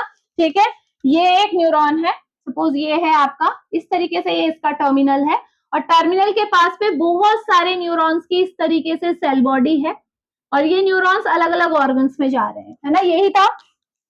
और इसी को हम क्या बोलते हैं, गैंग्लिया बोलते हैं, जहां पे हमारा क्या होता है, क्लस्टर ऑफ सेल बॉडीज होती हैं, यानी कि बहुत सारी सेल बॉडीज यहाँ पे प्रेजेंट हैं। तो क्या है, ये ब्रेन से ये न्यूरॉन निकल रहा है, इसको क्या बोलते हैं हम, प्री गैंग्लियोनिक न्यूरॉन। और जो बाद के हैं ये सारे क्या है, पोस्ट गैंग्लियोनिक न्यूरॉन है, पोस्ट गैंग्लियोनिक न्यूरॉन्स हैं। ठीक है, सारे के सारे। तो आपको मैंने एक चीज बहुत क्लियरली बताया था जब मैं आपके साथ नर्वस सिस्टम डिस्कस कर रही थी, तो मैंने बताया था कि गैंग्लिया में चाहे वो पैरासिम्पैथेटिक नर्वस सिस्टम हो चाहे आपका सिंपैथेटिक नर्वस सिस्टम हो, दोनों के गैंग्लिया में एक ही रिसेप्टर प्रेजेंट होता है। वो कौन सा है भाई, वो कौन से रिसेप्टर हैं जो यहाँ पे प्रेजेंट होते हैं गैंग्लिया में, यानी कि जो ये सेल बॉडीज होंगी इनमें कौन से रिसेप्टर प्रेजेंट होंगे, ये रिसेप्टर कौन से हैं आपके, एन रिसेप्टर बताया था। ऐसा नहीं है कि एन है निकोटिनिक रिसेप्टर है तो ये केवल पैरासिम्पैथेटिक नर्वस सिस्टम के हैं पैरासिम्पैथेटिक नर्वस सिस्टम के, लेकिन सिंपैथेटिक नर्वस सिस्टम में भी, यानी कि अगर ये सिंपैथेटिक न्यूरॉन है, यानी कि ये जो पोस्ट गैंग्लियोनिक न्यूरॉन्स के एंड में अगर एड्रेनलिन या नॉर एड्रेनलिन है, तो तब भी इनके एक्टिवेशन के लिए आपको एन रिसेप्टर्स को एक्टिवेट कराना पड़ेगा। समझ लो कैसे ये दोनों आपके सिस्टम लिंक्ड है। हमेशा ध्यान रखेंगे जो ब्रेन से जो न्यूरॉन निकल रहा है, ब्रेन से जो न्यूरॉन आ रहा है, इसके टर्मिनल में आपके कौन सा न्यूरोट्रांसमीटर होता है, एसिटाइल कोलिन, चाहे वो पैरासिम्पैथेटिक नर्वस सिस्टम हो चाहे सिंपैथेटिक नर्वस सिस्टम हो। चेंज कहां पे आता है, पोस्ट गैंग्लियोनिक न्यूरॉन में। जो ये पोस्ट गैंग्लियोनिक न्यूरॉन्स है इनके टर्मिनल में आपका पैरासिम्पैथेटिक नर्वस सिस्टम के केस में तो एसिटाइल कोलिन ही होगा, लेकिन अगर सिंपैथेटिक नर्वस सिस्टम की बात हो रही है, अगर ये सिंपैथेटिक नर्वस सिस्टम के न्यूरॉन है पोस्ट गैंग्लियोनिक न्यूरॉन, तो यहाँ पे आपका क्या होगा, नॉर एड्रेनलिन होगा। यही तो डिफरेंस होता है, पढ़ा है ना। ठीक है, पहला कॉन्सेप्ट। तो जो गैंग्लियोनिक स्टिमुलेंट है, तो ये क्या करते हैं, आपके गैंग्लिया पे काम करते हैं। गैंग्लिया में जो एनएन रिसेप्टर है इसे एक्टिवेट करते हैं। ठीक हो गया। कौन कौन से आते हैं गैंग्लियोनिक स्टिमुलेंट में, हमारा निकोटीन है, ठीक है, निकोटीन है, लोबेलिन है, साथ में आपका डाइमिथाइल फिनाइल पिप्राजीन डीएमपीपी, ये क्या है आपके गैंग्लियोनिक स्टिमुलेंट है। यानी कि ये सारे के सारे एनएन रिसेप्टर से बाइंड होंगे और जो पोस्ट गैंग्लियोनिक न्यूरॉन से इन्हें एक्टिवेट कर देंगे और जो भी इनका रेस्पेक्टिव न्यूरोट्रांसमीटर इनके टर्मिनल में है वो रिलीज हो जाएगा। यही तो होता है कॉन्सेप्ट। ठीक हो गया। तो जो हमारे ये हमें समझ में आ गया कि इनका एक्टिवेशन होगा। तो देखो अब इनके बारे में थोड़ी सी इंफॉर्मेशन आपको मैं बता देती हूँ, क्योंकि ये निकोटीन है। निकोटीन मेन का आ गया जो नेचुरल आपका सोर्स से मिलता है। निकोटीन जो है बेसिकली वो बाइंड होगा इनसे और अपना काम करवाएगा। ये बात हो गई क्लियर, ठीक है। अब समझो इनका क्या कॉन्सेप्ट है। निकोटीन रिसेप्टर के साथ जो ये एनएन रिसेप्टर है, इनकी क्या खासियत होती है। जब भी इनके साथ निकोटीन बाइंड होता है, या फिर डीएमपीपी या फिर लोबेलिन, कोई सा भी आपका, निकोटीन क्योंकि प्रोटोटाइप है वही मैं बात कर रही हूँ, जब भी इन रिसेप्टर के साथ निकोटीन बाइंड होता है तो क्या होता है आपका, पहले ये अच्छा रिस्पॉन्स देंगे, ठीक है।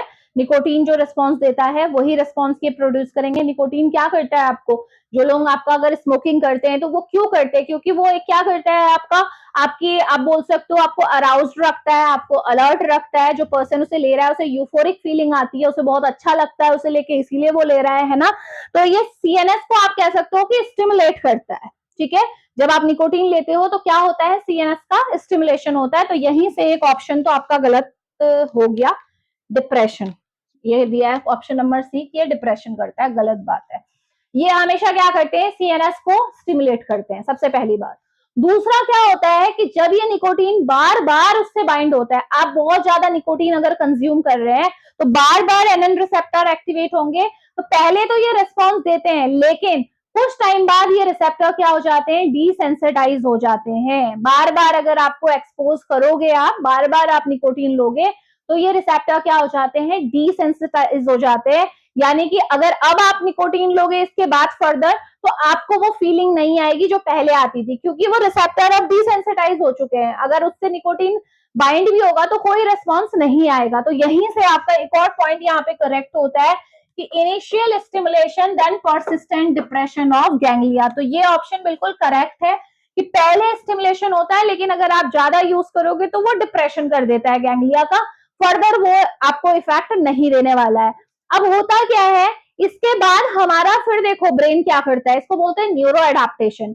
एक बार अगर डिसेंसिटाइजेशन हो जाता है तो अब हमारा ब्रेन सोचता है कि भाई एनएन रिसेप्टर डिसेंसिटाइज हो रहे हैं, तो वो अप रेगुलेट कर देता है इन रिसेप्टर को, यानी कि ऐसे जीन्स को एक्टिवेट करेगा जो ज्यादा से ज्यादा इन रिसेप्टर को बनाए। तो डिसेंसिटाइज हुए, उसके बाद का स्टेप क्या हुआ कि अप रेगुलेशन हो गया। अब ज्यादा से ज्यादा ये रिसेप्टर बनने स्टार्ट हो गए, क्योंकि ब्रेन हमेशा एक पॉजिटिव मैनर में काम करता है। ब्रेन को लग रहा है कि एनएन रिसेप्टर है नहीं, तो वो नए एनएन रिसेप्टर बनाने लग गया। इसको बोलते हैं हम, क्या बोलते हैं इसे, न्यूरो एडाप्टेशन। न्यूरॉन्स अडाप्ट कर रहे हैं, जो हमारी नर्वस सिस्टम है वो अडाप्ट कर रहा है टू दैट सिचुएशन, और फटाफट से हमारे रिसेप्टर बनने स्टार्ट हो जाएंगे। और उन रिसेप्टर्स के बनने की वजह से क्या होगा, अब जो निकोटीन आप ले रहे हो वो फिर से बाइंड होगा उन रिसेप्टर से और सेम वही फीलिंग देगा जो वो पहले देता था। इस तरीके से हमारा ब्रेन वर्क करता है। समझ रहे हो इस चीज को, ठीक है। तो ये एक इंपॉर्टेंट पॉइंट है जो आपको दिमाग में रखना है। नेक्स्ट जो आपका है, देखें इससे रिलेटेड कुछ था क्या, ये देखो ऑप्शन नंबर डी भी आपका बिल्कुल करेक्ट है कि जो क्रॉनिक एक्सपोजर होता है उससे डेंसिटी ऑफ एनएन रिसेप्टर बढ़ जाती है। वेरी करेक्ट कि यहाँ पे आपका न्यूरो एडाप्टेशन का मैकेनिज्म चलता है, फटाफट से नए नए एनएन रिसेप्टर बनने स्टार्ट हो जाते हैं to get the same response as we are getting earlier. जैसा हमें पहले मिल रहा था वैसा रिस्पॉन्स पाने के लिए ये प्रोसेस होती है। इसके बाद देखो और क्या क्या होता है इनके साथ। हमेशा ध्यान रखेंगे कि जब भी आप कहेंगे कि मैम यहाँ पे जो एनएन रिसेप्टर है वो सिंपैथेटिक नर्वस सिस्टम के जो हमारे न्यूरॉन्स हैं उनके पास भी हैं, और जो हमारे पैरासिम्पैथेटिक के पास है उनके भी है। तो जब भी ये एनएन एक्टिवेट होंगे तो कौन सा रिस्पॉन्स आएगा, पैरासिम्पैथेटिक या फिर सिंपैथेटिक, क्योंकि दोनों के एक्टिवेट होंगे। ऐसा तो है नहीं कि भाई पैरासिम्पैथेटिक वाले न्यूरॉन्स को एक्टिवेट कर दिया निकोटीन ने, इसको नहीं किया, ऐसा नहीं है। ये दोनों को करेगा क्योंकि एनएन रिसेप्टर पे काम करता है। जहां पे भी इसे रिसेप्टर देखेंगे वहां एक्टिवेशन होगा। तो ये रिसेप्टर इसके पास भी है, इसके पास भी है, ठीक है, दोनों एक्टिवेट होंगे। तो इफेक्ट कौन सा आएगा? तो होता क्या है, कुछ जो इफेक्ट होते हैं वहां पे पैरासिम्पैथेटिक नर्वस सिस्टम डोमिनेट करता है, कुछ इफेक्ट जो होते हैं या कुछ ऑर्गन्स होते हैं जहां पे सिंपैथेटिक नर्वस सिस्टम डोमिनेट करता है। समझ में आ गया? जैसे आपका गट है, ठीक है, आपका गट है, आपके जो सिक्रीशंस हैं बेसिकली, ठीक है, एक्सेप्ट स्वेट, ठीक है, जो आपके, आप बोल सकते हो जो आपकी सलाइवरी ग्लैंड है और आपका गट है, वहां पे हमेशा कभी भी अगर मान लीजिए एनएन रिसेप्टर एक्टिवेट हुआ गैंग्लिया पे, तो वहां पे कौन से रिस्पॉन्स आएंगे? पैरासिम्पैथेटिक नर्वस सिस्टम के रिस्पॉन्स आएंगे। यानी कि जो आपका सलाइवा है वो ज्यादा बनेगा जो पैरासिम्पैथेटिक नर्वस सिस्टम में होता है, और आपकी गट की मोटिलिटी बढ़ जाएगी, गट में फटाफट फटाफट कॉन्ट्रैक्शन होंगे, पेरिस्टाल्सिस बढ़ जाएगी, तो बाउल मूवमेंट बहुत अच्छे से होगा। समझ में आ गया? और कुछ ऐसी जगह है जहां पे सिंपैथेटिक सिस्टम डोमिनेट करता है, लाइक योर हार्ट, ठीक है, आपका हार्ट है, आपका ब्लड वेसल है, वहां पे सिंपैथेटिक नर्वस सिस्टम के रेस्पॉन्स आएंगे। क्या होता है सिंपैथेटिक नर्वस सिस्टम जब एक्टिवेट होता है? हार्ट रेट बढ़ता है, कार्डियक आउटपुट बढ़ता है, ब्लड वेसल्स के हिसाब से देखें तो ब्लड वेसल्स आपकी कॉन्स्ट्रिक्ट हो जाती हैं, ओवरऑल जो इफेक्ट आता है वाया अल्फा 1 रिसेप्टर, है ना? तो समझ में आया कि दोनों न्यूरॉन्स के पास, चाहे वो आपका पैरासिम्पैथेटिक का न्यूरॉन हो चाहे आपका सिंपैथेटिक का है, दोनों के पास एनएन रिसेप्टर है उसके सेल बॉडी में, लेकिन डोमिनेंस होती है, कहीं पे कोई वाला सिस्टम ज्यादा काम करता है, कहीं पे कोई सा करता है। तो यहाँ पे आ जाइए, ई ऑप्शन क्या कह रहा है? Combined activation of parasympathetic ganglia, parasympathetic ganglia यानी कि जो पैरासिम्पैथेटिक न्यूरॉन्स हैं उनका जो ये गैंग्लिया है, ठीक है, and cholinergic nerve ending increases the bowel movement. क्या ये ऑप्शन सही है? नहीं है। क्यों? क्योंकि ये बाउल मूवमेंट बढ़ता है, ये तो बिल्कुल सही बात है, क्योंकि पैरासिम्पैथेटिक एक्टिवेशन आपका डोमिनेट रहता है पैरासिम्पैथेटिक सिस्टम, लेकिन क्या ये NN receptor cholinergic nerve ending में होते हैं? जो कोलिनर्जिक नर्व है, ये वाली है, देखो ये कोलिनर्जिक नर्व, क्या इनकी एंडिंग में ये रिसेप्टर होते हैं? नहीं होते हैं ना। तो इसका मतलब, और स्पेशली आप बात कर रहे हैं बाउल मूवमेंट की, अगर आप एक पल के लिए बात करते न्यूरोमस्कुलर जंक्शन की बात हुई होती, तो हाँ वहां पे आपका क्या होता है, जो कोलिनर्जिक न्यूरॉन्स आ रहे हैं उन्हें वो जंक्शन में आपका, सॉरी वहां पे भी नहीं होते, वहां तो एनएम होते हैं, ठीक है, तो उसे कैंसिल करो। तो फिलहाल के लिए बात ये आ रही है कि भाई हाँ, जो एक्टिवेशन पैरासिम्पैथेटिक गैंग्लिया का हो रहा है उसकी वजह से बाउल मूवमेंट हो रहे हैं, बिल्कुल सही है, लेकिन कोलिनर्जिक नर्व एंडिंग में, जो एक कोलिनर्जिक नर्व है, इनकी एंडिंग में तो होते ही नहीं है एनएन रिसेप्टर, तो क्या उनके एक्टिवेशन से हो रहा है? नहीं।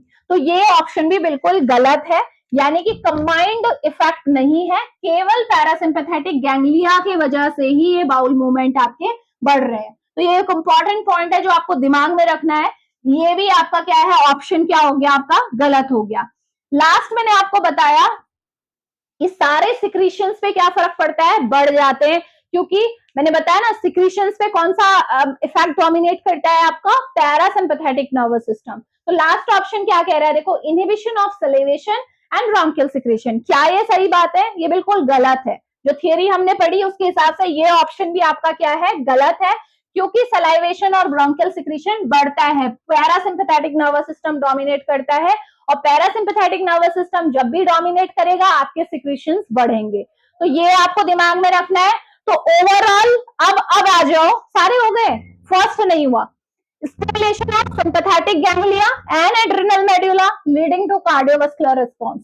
ये आपको पता है कि आपका, अगर मैं इसको यहां से हटा रही हूं, ठीक है, एक को हटाते हैं, चलिए यहां पर से एक और, यहाँ पे आपको पता है, देखो, एक तो पैरासिम्पैथेटिक न्यूरॉन आएगा गैंग्लिया में, एक सिंपैथेटिक न्यूरॉन आएगा, एक आपने एक और पढ़ा होगा कि डायरेक्टली जो आपके प्री सिनेप्टिक जो आपके गैंग्लियोनिक न्यूरॉन्स होते हैं, डायरेक्टली आपके एड्रिनल मेड्यूला में, ये हमारा एड्रिनल मेड्यूला है, एड्रिनल मेड्यूला में डायरेक्टली अपना सिक्रीशन छोड़ देते हैं और रिस्पॉन्स आता है, पढ़ा है ना?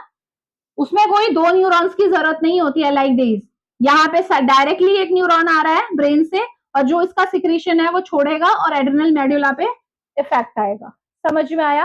और एड्रिनल मेड्यूला पे, अब यहाँ पे ये देखो, एड्रिनल मेड्यूला पे भी यहाँ पे क्या होगा, आपका रिसेप्टर होगा, एनएन रिसेप्टर, ठीक है। तो क्या बोल रहा है, स्टिमुलेशन ऑफ सिंपैथेटिक गैंग्लिया, ये सिंपैथेटिक गैंग्लिया है जहाँ पे सिंपैथेटिक न्यूरॉन और इसके बीच में जो बना है, and adrenal medulla leading to cardiovascular response. बिल्कुल सही बात है, जो कार्डियोवास्कुलर रिस्पॉन्स होते हैं, मैंने पहले ही बताया कि वहां पे आपके हार्ट में, आपके ब्लड वेसल्स पे कौन सा आपका इफेक्ट डोमिनेट करता है, सिंपैथेटिक नर्वस सिस्टम डोमिनेट करता है। तो हार्ट रेट बढ़ेगा, कार्डियक आउटपुट बढ़ेगा, ब्लड वेसल्स कॉन्स्ट्रिक्ट होंगी। तो ये वही बोल रहा है कि स्टिमुलेशन हो रहा है सिंपैथेटिक गैंग्लिया का as well as adrenal medulla का, और दोनों की वजह से एड्रेनल मेड्यूला भी क्या करेगा, अपने अंदर से एड्रेनलिन को ही तो रिलीज करेगा, और ये एड्रेनलिन भी क्या करेगा, वही करेगा जो नॉर एड्रेनलिन करता है। हार्ट पे जाएगा, बीटा 1 रिसेप्टर पे बाइंड होगा और कार्डियोवास्कुलर जो भी इफेक्ट है वो देगा, अल्फा 1 पे बाइंड होगा, वैसो कॉन्स्ट्रिक्शन करेगा, है ना। तो ये आपने पढ़ा हुआ है ना, तो इसका मतलब फर्स्ट ऑप्शन बिल्कुल करेक्ट है। यानी कि जो नीचे आपको ऑप्शंस दिए होंगे उसमें आपका ऑप्शन ए, बी और डी, ये तीनों ऑप्शंस आपके क्या है, सही है, बाकी के ऑप्शन आपके गलत हैं। तो इस क्वेश्चन के साथ आपका पूरा गैंग्लियोनिक स्टिमुलेंट भी कवर होता है, जिसमें आप गैंग्लियोनिक स्टिमुलेंट के बारे में आपको बहुत सारी इंफॉर्मेशन मिल गई है। अगर इससे कोई और क्वेश्चन आपसे, ये तो सबसे आप बोल सकते हो डिफिकल्ट क्वेश्चन है, ठीक है, जो पूछा गया है आपसे एग्जाम में। इससे इजी अगर क्वेश्चन आ गया तो आप आसानी से कर सकते हो, जहां पे एक ही ऑप्शन सही होगा। इसमें आपके मल्टीपल ऑप्शंस हैं, तो ऑप्शंस ज्यादा हैं, तो ऐसे क्वेश्चंस में आपका कॉन्सेप्ट क्लियर होना जरूरी होता है। तो ये बहुत अच्छा क्वेश्चन है जो आपसे पूछा गया है 2020 जीपेट पे। तो ये आप, अब मुझे लग रहा है इससे जो भी आपके आपके क्वेश्चंस बनेंगे उन्हें आप आसानी से आंसर कर सकेंगे, ठीक है। चलिए अब बात करते हैं नेक्स्ट क्वेश्चन की।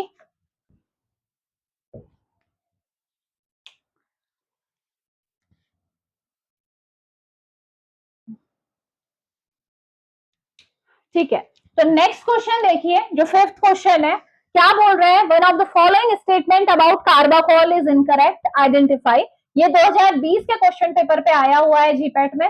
तो कह रहे हैं इसमें से जो स्टेटमेंट दिए हुए हैं इनमें से एक इनकरेक्ट है, वो हमें पता लगाना है, और सारे करेक्ट हैं, ठीक है। कार्बाकोल आपको पता है, कार्बाकोल क्या है, आपकी कोलिनर्जिक एगोनिस्ट ड्रग है, यानी कि ये क्या करती है, एसिटाइल कोलिन की तरह ही इफेक्ट दिखाती है। कोलिनोमिमेटिक ड्रग आप इसे बोल सकते हो, ठीक है। तो कार्बाकॉल क्या है, हमारी कोलिनोमाइमेटिक है, कोलिनोमाइमेटिक। देखो, और हमने जब क्लासिफिकेशन पढ़ा था तो हमने बहुत सिंपली पढ़ा था कि कोलिनोमाइमेटिक मतलब तो हो गया कि एसिटाइल कोलिन की तरह काम करने वाली। तो ये जो कोलिनोमाइमेटिक ड्रग होती हैं ये भी 3 क्लास में डिवाइड होती हैं। कुछ ड्रग ऐसी होती हैं जो खाली मस्कैरेनिक रिसेप्टर पे काम करती हैं, कुछ ऐसी होती हैं जो खाली निकोटिनिक पे काम करती हैं, और कुछ ऐसी होती हैं जो दोनों में काम करती हैं। जो आपकी केवल आपकी मस्कैरेनिक पे काम करती है, देखो जो केवल मस्कैरेनिक रिसेप्टर पे काम करती है वो कौन कौन सी है भाई, पिलोकार्पिन। पिलोकार्पिन जो है वो केवल मस्कैरेनिक पे काम करती है रिसेप्टर पे, निकोटिनिक से इसको कोई मतलब नहीं है।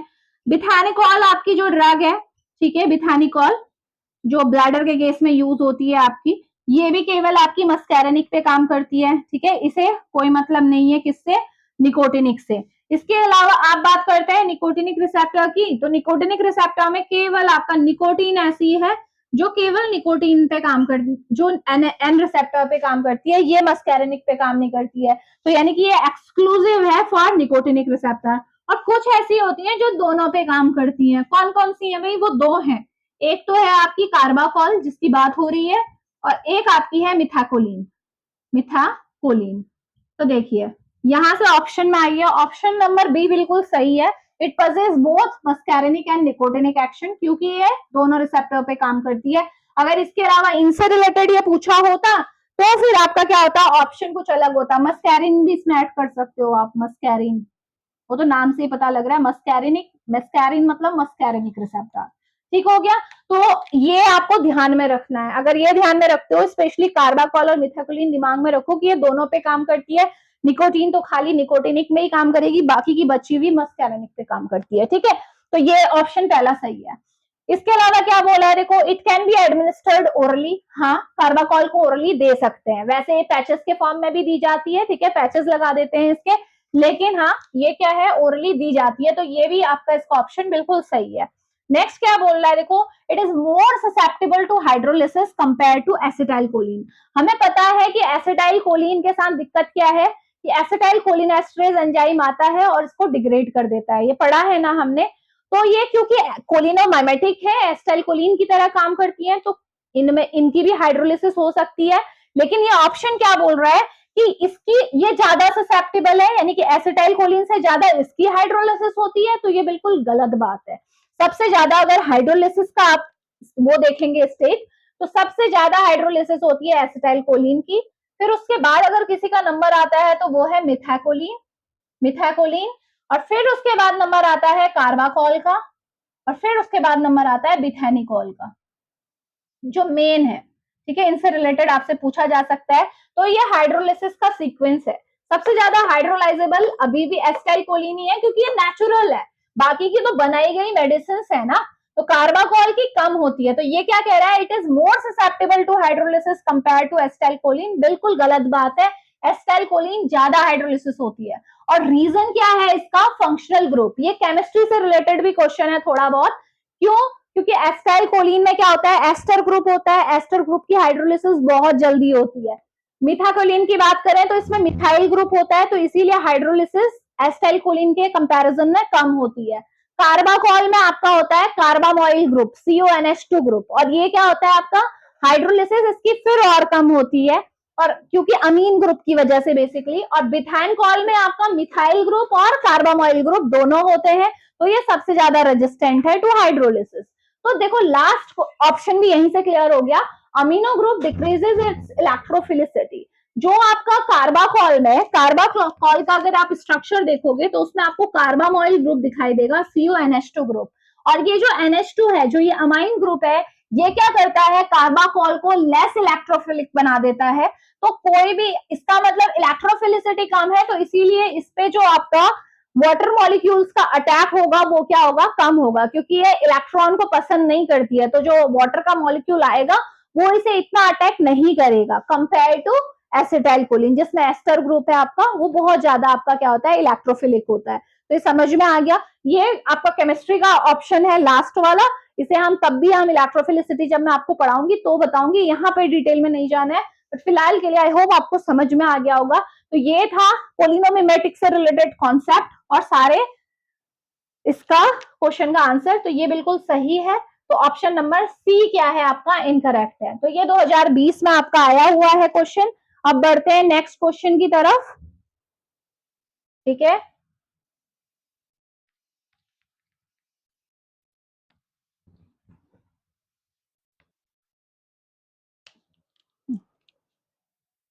तो ये है आपका नेक्स्ट क्वेश्चन। ये क्वेश्चन आपसे पूछा गया है 2022 में, 2022 में जो आपका जीपेट एग्जामिनेशन हुआ था उसमें ये क्वेश्चन आया था।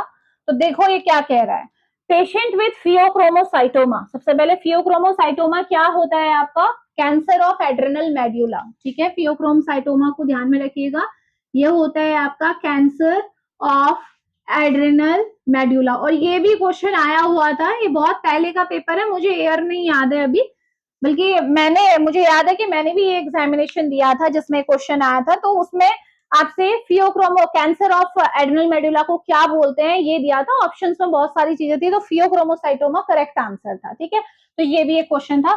तो देखो क्या बोला है, patient with pheochromocytoma is undergoing surgery, उसकी सर्जरी हो रही है, जिसको एड्रेनल मेडुला का कैंसर है, उसको has not been administered with alpha blocker. Alpha blocker उसे नहीं दी गई है, लेकिन उसे बीटा ब्लॉकर दी गई है, प्रोपेनोलॉल स्पेशली मेंशन किया हुआ था क्वेश्चन में, उसे बीटा ब्लॉकर दे रखी है। तो ये बोला गया है कि कौन सा इफेक्ट विल बी एविडेंट, आपको क्या इफेक्ट ओवरऑल अब दिखाई देने वाला है। तो ये आपके ऑप्शंस हैं, ऑप्शंस पे फिर जाएंगे। अब आप देखो, अगर किसी की फियोक्रोमोसाइटोमा की सर्जरी हो रही है, यानी कि एड्रेनल मेडुला का अगर किसी को कैंसर हुआ है, तो क्या होता है ड्यूरिंग सर्जरी, क्योंकि एड्रेनल मेडुला पे आपका अगर सर्जिकल इंटरवेंशन हो रहा है, तो एड्रेनल मेडुला के अंदर क्या होता है भाई, एड्रेनलिन होता है, सबको पता है। तो जब ऑपरेशन होगा, जब सर्जरी होगी, तो एकदम से एड्रेनलिन का सर्ज होगा, बहुत सारा एड्रेनलिन रिलीज होगा। और एड्रेनलिन क्या करेगा, ऑब्वियस सी बात है, वो अपने रिसेप्टर से बाइंड होगा। इसके मल्टीपल रिसेप्टर हैं, अल्फा रिसेप्टर हैं, बीटा रिसेप्टर हैं। ठीक है, इनके भी फर्दर सब टाइप आपको पता है, अल्फा 1 अल्फा 2, बीटा के बीटा 1 बीटा 2 बीटा 3, पता है ना। तो एड्रेनलिन अपने रिसेप्टर से बाइंड होगा और अपना रिस्पॉन्स देगा, ऑब्वियस सी बात है। ठीक है, अब ये क्या बोल रहे हैं कि जो आपका जो पेशेंट है उसको बीटा ब्लॉकर तो दे दिया गया है, यानी कि बीटा रिसेप्टर के थ्रू जो रेस्पॉन्स आते हैं एड्रेनलिन के, वो तो कोई भी रिस्पॉन्स नहीं आने वाले हैं। क्या होता है बीटा 1 की वजह से? हार्ट रेट बढ़ता है, कार्डियक आउटपुट बढ़ता है ना, जेजी सेल से रेनिन रिलीज होता है तो ब्लड प्रेशर बढ़ जाता है, वो एक इनडायरेक्ट इफेक्ट है। और दूसरा जो बीटा 2 है उसकी वजह से क्या होता है भाई, क्या होता है? ब्रोंको डायलेशन होता है, तो वो भी वहां पे नहीं होने वाला है। यानी कि बीटा के जो भी है, बीटा 3 की वजह से लिपोलाइसिस होती है वो भी नहीं होगी, तो बीटा का तो कोई रिस्पॉन्स आएगा नहीं। लेकिन क्या बोला कि उसको अल्फा ब्लॉकर नहीं दिए हैं, तो अल्फा ब्लॉकर नहीं दिए हैं तो एड्रेनलिन क्या करेगा? अल्फा से बाइंड होगा और अल्फा की वजह से जो रेस्पॉन्स आते हैं वो आएंगे। आपको पता है अल्फा की वजह से अगर ये अल्फा 1 से बाइंड हो गया, अल्फा 2 की वजह से तो क्या होता है आपका? सिंपल सी बात है, नॉर एड्रेनलिन के रिलीज को ये कम करती है, तो एक कंपनसेटरी मैकेनिज्म है, वो नहीं बात कर रहे। तो अल्फा की वजह से क्या होगा आपका? फटाफट ये अल्फा 1 रिसेप्टर से एड्रेनलिन बाइंड होगा और एकदम से अल्फा 1 की वजह से आपको पता है क्या होता है? ब्लड वेसल में वैसो कॉन्स्ट्रिक्शन होता है। बिकॉज ऑप्शन में क्लियरली दो चीजों से हमें मतलब दे रखा है। देखो ऑप्शन में बीपी की बात की जा रही है हर ऑप्शन में, या फिर एक ऑप्शन है सीवियर ब्रोंको कॉन्स्ट्रिक्शन की बात हो रही है। ब्रोंकाइज में तो ये होते ही नहीं है, तो ये तो आपका अल्फा का कोई नहीं है, अल्फा का बीटा होते हैं ब्रोंकाई में, इसलिए कोई मतलब नहीं है, ये ऑप्शन से हमें नहीं मतलब है कुछ। तो बीपी की बात हो रही है तो इसलिए मैं केवल बीपी पे फोकस कर रही हूँ। अल्फा 1 जो होते हैं ब्लड वेसल्स में होते हैं और वैसो कॉन्स्ट्रिक्शन करते हैं, जिसकी वजह से बीपी बढ़ जाता है, ये हमें पता है ना। तो क्या होगा बताओ? अल्फा ब्लॉकर आपने दिए नहीं थे तो क्या होगा? इंक्रीज होगा ब्लड प्रेशर, डिक्रीज होगा, या बीपी रिमेन अनचेंज, कोई फर्क नहीं पड़ेगा बीपी में, या फिर ब्रोंको कॉन्स्ट्रिक्शन होगा। सिंपल सी बात है कि भाई बीपी बढ़ जाएगा क्योंकि आपने अल्फा ब्लॉकर्स नहीं दिए हैं।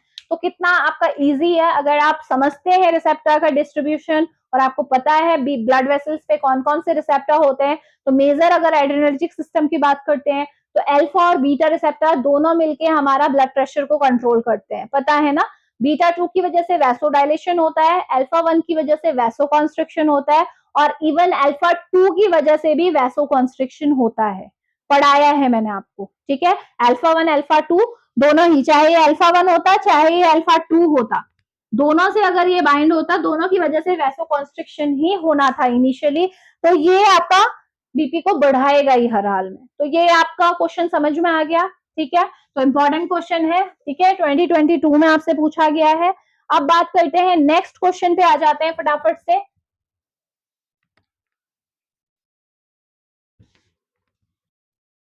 ठीक है, तो नेक्स्ट क्वेश्चन, ये क्वेश्चन आपका आया है 2023 के एग्जामिनेशन में, ठीक है। 2023 में जो एग्जाम हुआ था जीपेट का, उसमें ये क्वेश्चन पूछा गया है।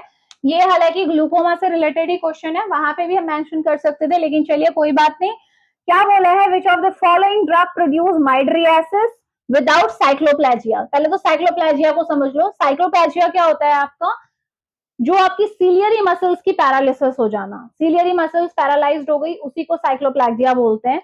अब आपको मैंने जब पढ़ा रही थी, मैंने उस टाइम पे आपको क्लियरली बोला था कि जो सीलियरी मसल्स होती हैं आपकी, सीलियरी जो मसल्स हैं, उनमें कौन से रिसेप्टर हैं बोला था मैंने? M3, मस्कैरेनिक रिसेप्टर M3 है। और जब ये रिसेप्टर एक्टिवेट होता है तभी ये मसल कॉन्ट्रैक्ट करती है और अपना इफेक्ट दिखाती है, ठीक है। इनका इफेक्ट क्या है आपका?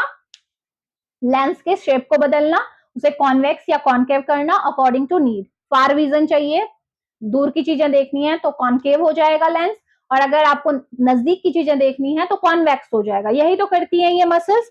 तो बेसिकली जो साइक्लोप्लागिया है, इसका मतलब है सीलियरी मसल्स का पैरालाइज होना। तो कब ये पैरालाइज होंगी? जब तक कॉन्ट्रैक्शन हो रहा है तो अच्छी चलेंगी, यानी कि जब तक M3 रिसेप्टर एक्टिवेटेड रहेंगे, जब तक M3 रिसेप्टर के साथ इसके एगोनिस्ट बाइंड हो रहे हैं, लाइक पिलोकार्पिन, लाइक एसिटाइलकोलिन, तो ये अच्छा काम कर रही है। लेकिन अगर M3 रिसेप्टर को आप ब्लॉक कर दो तो क्या होगा? आपका कॉन्ट्रैक्शन होगा? नहीं होगा। तो रिजल्टेंट इफेक्ट क्या आएगा? अगर ये M3 रिसेप्टर अगर ब्लॉक हो गए तो रिजल्टेंट इफेक्ट क्या आएगा आपका?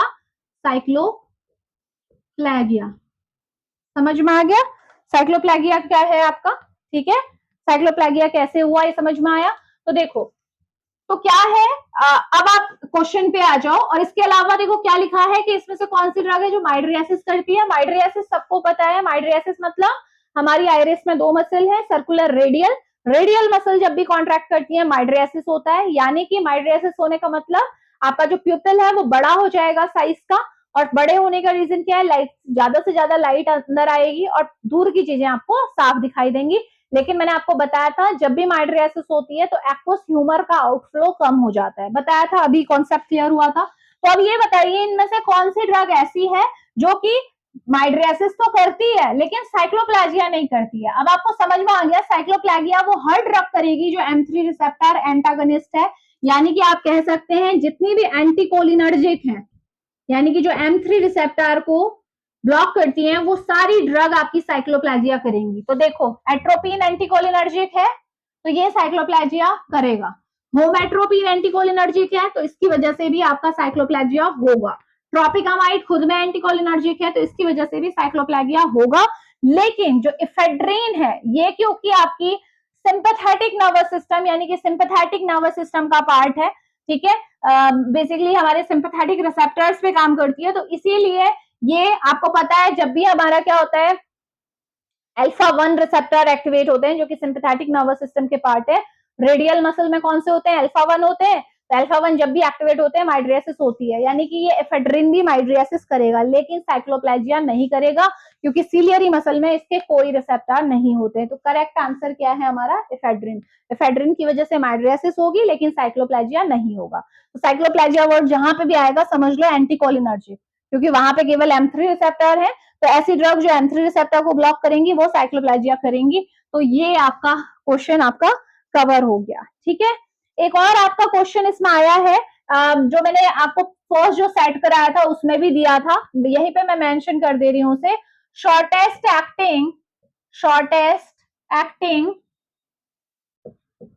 Acetyl cholinesterase inhibitor, acetyl cholinesterase inhibitor, ये भी 2023 में ही पूछा गया है कि सबसे जो एसिटाइल कोलिनेस्ट्रेज इनहिबिटर्स होती हैं आपकी, ठीक है, जिसमें नियोस्टिग्निन, फाइसोस्टिग्निन, पायरिडोस्टिमिक, एड्रोफोनियम ये सब आती हैं, तो उनमें से सबसे शॉर्टेस्ट एक्टिंग कौन सी है? वहां पे भी ये क्वेश्चन कराया था जो प्रीवियस ईयर में आया था, यहाँ पे भी यही क्वेश्चन आया है, देखो कैसे रिपीट होते हैं ये। अच्छा ये 2024 में आया है, 2024 के क्वेश्चन पेपर में ये क्वेश्चन आया है।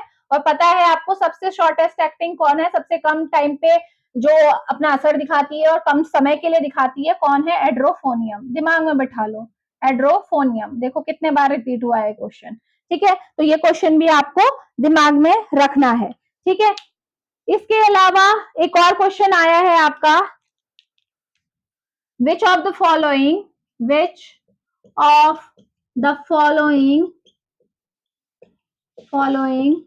is not cardio-selective beta blocker, cardio-selective beta blocker। ये क्वेश्चन आया है आपका, कहाँ है, कब आया? 2019 में, 2019 में ये क्वेश्चन पूछा गया है कि आपको ऑप्शंस दिए हुए हैं, उनमें से आपको पता लगाना है कि कौन सा ऑप्शन आपका गलत है। कार्डियो सिलेक्टिव बीटा ब्लॉकर आपसे पूछा है, देखो ऑप्शन में आपको बिसोप्रोलॉल दिया हुआ है, सबको पता है। अगर आपको क्लासिफिकेशन याद है, बिसोप्रोपेनॉल, ठीक है, अगर आपको प्रोलॉल, सॉरी, हाँ बिसोप्रोलॉल, अगर आपको क्लासिफिकेशन पता है तो आसानी से आंसर कर दोगे। नेक्स्ट हमारे पास है नेबिवोलॉल, नेबिवोलॉल। नेक्स्ट आपके पास है एसीब्यूटेलॉल, एसीब्यूटेलॉल, और लास्ट है आपका पिंडोलॉल। कौन सा है बताओ? इसका जो राइट आंसर है वो है आपका पिंडोलॉल।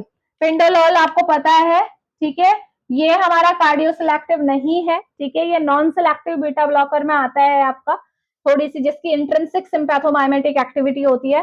बाकी के ये तीनों बिसोप्रोलॉल, नेबिवोलॉल, एसिबिटोलॉल, ये तीनों के तीनों क्या है आपके कार्डियो सिलेक्टिव बीटा ब्लॉकर्स हैं, ठीक है। बल्कि ये जो बिसोप्रोलॉल और नेबिवोलॉल है ये थर्ड जनरेशन में आता है, बल्कि, और ये जो एसिबिटोलॉल है ये सेकंड जनरेशन में आता है।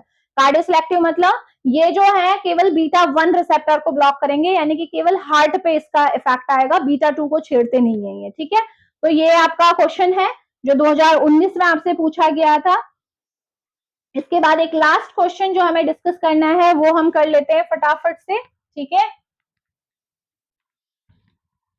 गया है 2021 के एग्जामिनेशन में, 2021 का जो जीपेट है उसमें ये पूछा गया है आपका, क्या बोल रहे हैं देखो, beta 1 and beta 2 agonist acting on AV node, atrioventricular node, heart में होती है ना ऐसे नोड, एवी नोड की बात हो रही है, प्रोड्यूसेस फॉलोइंग रिस्पॉन्स।